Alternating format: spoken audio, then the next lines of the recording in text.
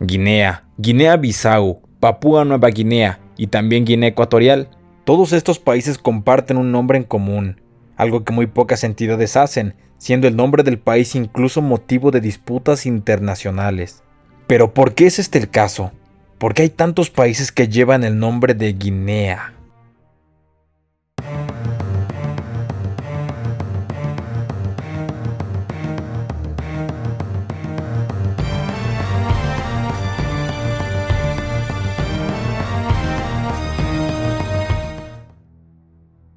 Guinea quiere decir piel oscura y proviene de una antigua palabra usada por los tuareg, un pueblo bereber del norte de África.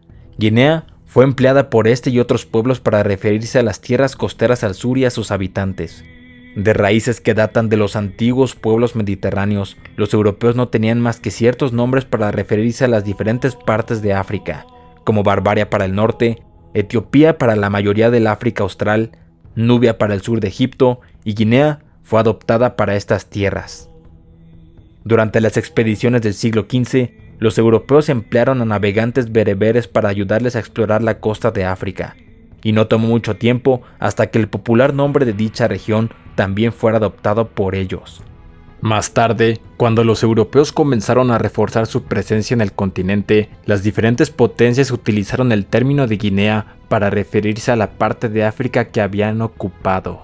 La primera de ellas fue Portugal, quien en 1588 reclamó parte de esta región y la llamó Guinea Portuguesa.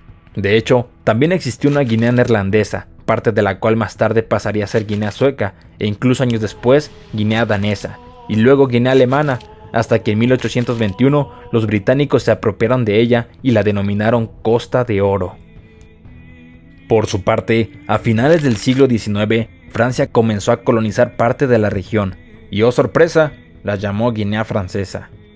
En 1958, durante el proceso de descolonización de África, Guinea Francesa fue el país que primero ganó su independencia y tomó el viejo nombre de Guinea para sí.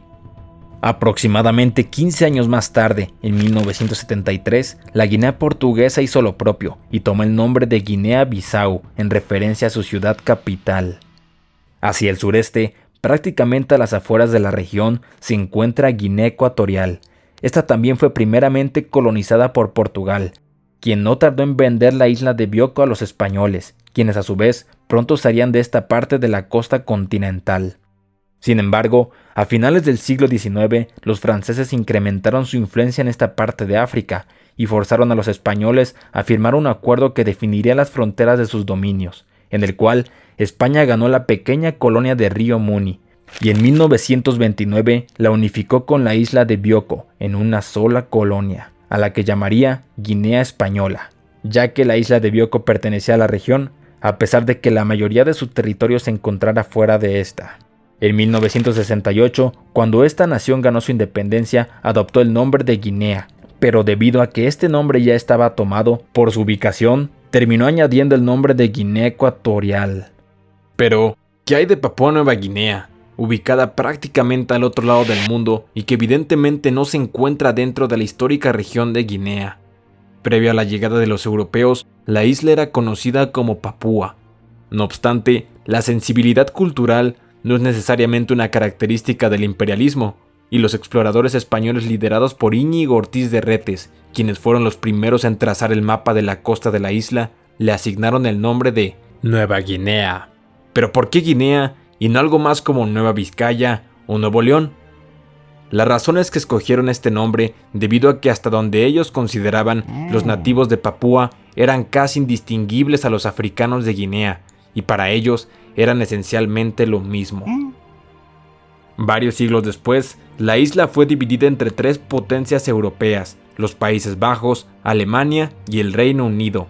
Como sabemos, Alemania fue derrotada en la Primera Guerra Mundial y su parte fue anexada por los británicos, como el territorio de Nueva Guinea. Tiempo después, en 1949, ambas partes fueron unificadas bajo mandato australiano. En 1975, estos mismos ganaron su independencia, y ya que el mismo nombre había sido utilizado por más de 4 siglos, decidieron preservarlo. Y así es como hay 4 países llamados Guinea. Ojalá que hayas disfrutado de este episodio. Te te invito a visitar mi canal, donde encontrarás más interesantes capítulos de la historia. Además, aprovecho para dar las gracias a todos los escritores, historiadores y autores que hicieron que este video fuera posible. Y también a ti por ver y compartir mis videos. Nos vemos en el próximo.